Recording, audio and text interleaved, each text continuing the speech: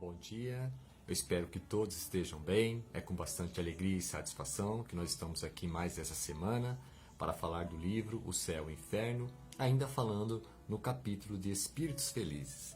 Hoje nós vamos trazer aqui a comunicação do Espírito com o codinome de Dr. Demuer.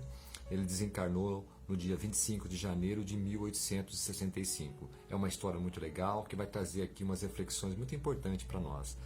Falando um pouquinho desse espírito, para vocês conhecerem, médico, homeopata, homem de bom caráter, tanto quanto o seu saber, lhe haviam conciliado estima e respeito pelos seus concidadãos.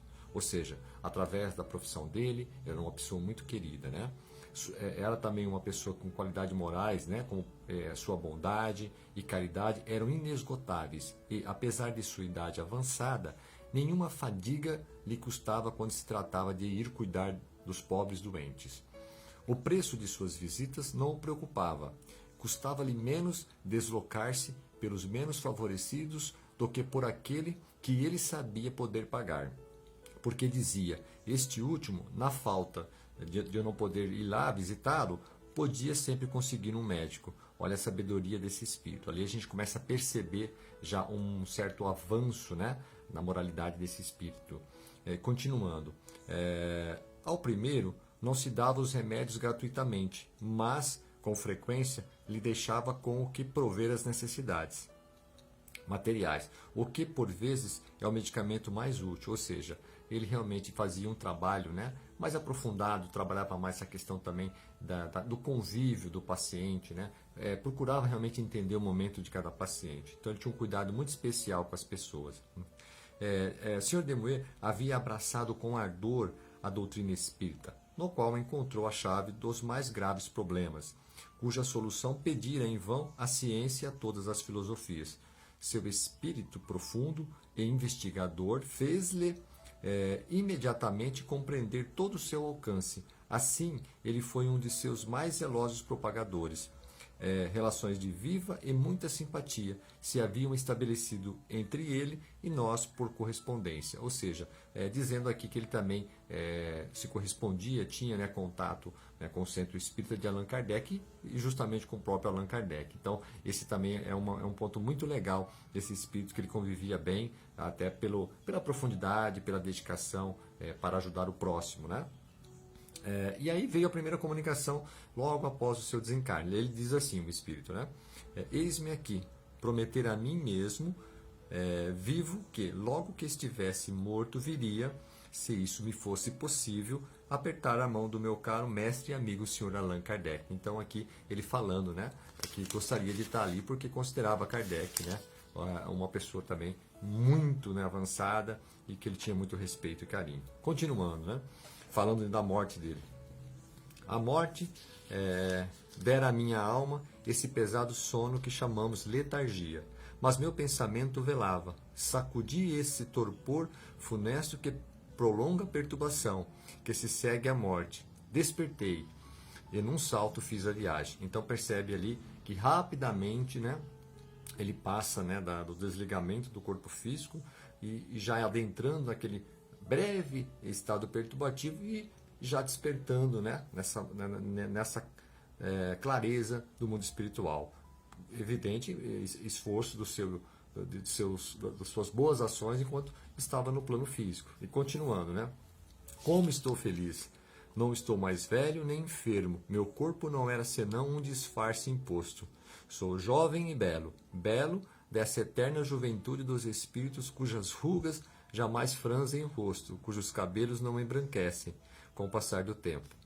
Sou livre como o pássaro, que atravessa como um voo rápido o horizonte de vosso céu nebuloso, e admiro, contemplo, bendigo, amo e inclino-me átomo ante a grandeza, a sabedoria, a ciência de nosso Criador, as maravilhas que me rodeiam. Olha, ele já despertando no mundo físico e a sensação de leveza, né? Por não estar mais no corpo físico, já percebendo um lugar muito mais assim prazeroso, que é a casa que todos nós um dia também alcançaremos. E continuando, sou feliz, estou na glória.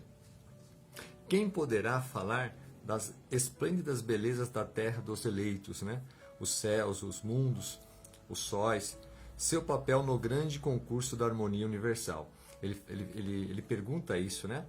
Pois bem, tentarei, ó meu mestre, vou fazer um estudo e virei depositar perto de vós a homenagem de meus trabalhos de espírito que vos dedico antecipadamente. Até breve. Então foi a primeira comunicação dele, né? Rapidamente, logo após o seu desencarne, mas ele já falando, né, que ia se preparar um pouquinho e ia continuar, né, junto, perto de ali da filosofia do que Allan Kardec já vinha plantando e trabalhando. Então ele se fala que ele ia fazer um estudo, ia se preparar e ia continuar aparecendo, né, se comunicando ali.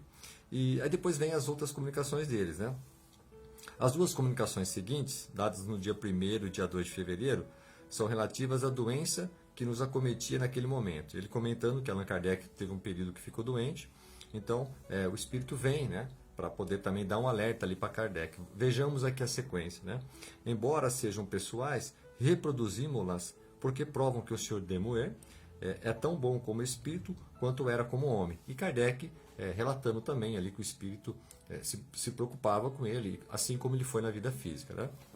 Então ele comenta, né? Primeira comunicação dele, logo após essa situação da doença de Allan Kardec. Comenta sobre a crise, né? Doença que vem acometendo Allan Kardec, que com coragem e com os cuidados prescritos podereis completar vossa obra, seu objetivo principal. Então o espírito se preocupa com Kardec porque ele já sabia também que a missão de Kardec era concluir as obras, né? E precisava dele porque era uma pessoa muito pedagógica e necessitava de fazer a codificação de todas as obras. Mas Kardec também estava passando por um problema de saúde e o espírito veio alertar para que ele tome um pouco mais de cuidado, né? E seguindo para vocês entenderem. Ajudai, portanto, os bons espíritos nos cuidados que eles vos prestam, conformando-vos estritamente às suas prescrições. Outro comentário que Demoer faz, né? Está demasiado quente aqui. Esse carvão é fatigante. Enquanto estiverdes doente, não queimeis carvão, pois isso faz aumentar vossa opressão. Os gases que dele se desprendem são deletérios. Ou seja, o próprio espírito avisando Kardec, né, para que ele possa ter um pouco mais de cuidado com o seu corpo e se cuide melhor, né, que eram as instruções passadas a ele, porque ele estava trabalhando demais, a sua carga, né, de trabalho com a codificação, suas obrigações profissionais, as preocupações com a sociedade, toda a responsabilidade que ele tinha na casa espírita. Então ele vem aqui dar um breve relato para que ele também se volte um pouco para si, para que ele tenha saúde e continue sua obra, né? Depois, num outro momento, ele continua ainda, né? Comentando que estava perto dele na ocasião do acidente que lhe aconteceu e que poderia ter sido funesto sem uma intervenção eficaz para a qual ficou feliz de concorrer. Ou seja, que ele também ali teve uma certa ajuda a Kardec numa situação que lhe ocorreu ali um acidente. Ele estava próximo na hora ali para que ele não fosse algo de uma proporção maior. Olha só a interação que ele tinha com a causa e principalmente com Kardec, que era uma pessoa também próxima a ele, né? E aí ele comenta, segundo as minhas observações e as informações que extraí de fonte segura, é evidente para mim que quanto mais cedo sua desencarnação ocorrer, mais cedo poderá se dar a reencarnação pelo qual ele virá acabar sua obra, dizendo que Kardec, ainda naquela época, né, ele terminaria a obra, mas depois ele voltaria. Mas era importante que ele tivesse aquele período, porque necessitava ainda de um acabamento à obra. Então, Kardec ali ele não poderia, de uma forma assim voluntária, trabalhar demais, porque isso também teria uma responsabilidade para Kardec. Ele precisava cuidar mais do corpo, porque nós não podemos, né, trabalhar de forma demasiada, que isso causa um mal. E isso, aos olhos também da espiritualidade, é como se fosse um desrespeito com o nosso corpo. Então o espírito se preocupando com ele e dando, né, essa mensagem, esse cuidado a ele, né? Então nós podemos perceber aqui, nesse espírito, que o que importa, né, na nossa vida física é sermos úteis para a sociedade e não só vivermos uma vida de forma egoísta. Então, quando a gente olha, né, a comunicação desse espírito, a gente percebe a utilidade na vida espiritual. Logo após o seu desencarne, ele também já estava ali se preocupando em ajudar as pessoas aqui no mundo físico. Ele foi um médico na sua encarnação, e quando ele foi para o mundo espiritual, ele também já se preocupava e já estava se preparando também a ajudar. Então a gente percebe essa situação. Pouco tempo depois do desencarne, o Sr. Demuer se ocupa a ajudar as pessoas. já no plano espiritual, mostrando que trata-se de um espírito avançado na moralidade e no conhecimento. Então, acho que o ponto mais importante dessa passagem, dessa história, é que ele conhecia o trabalho, era uma pessoa que tinha essa preocupação religiosa de ajudar as pessoas, e não fazia só pelo dinheiro, e sim para ajudar o próximo. Equilibrava as coisas, porque ele sabia da necessidade de uns, né, das condições econômicas de outros, então ele conseguia administrar isso. E quando ele adentrou o plano espiritual, isso também foi um fator que o ajudou muito a não passar por um estado perturbativo longo.